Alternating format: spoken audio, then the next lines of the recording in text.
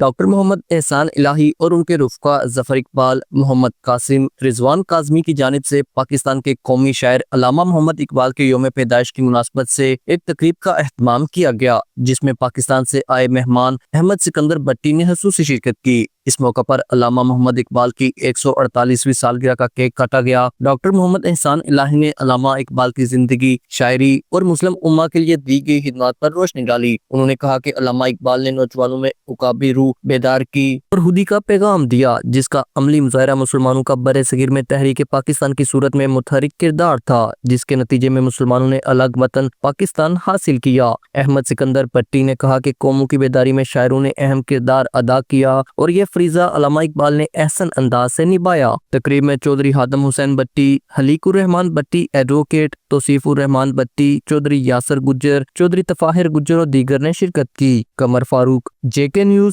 Spain.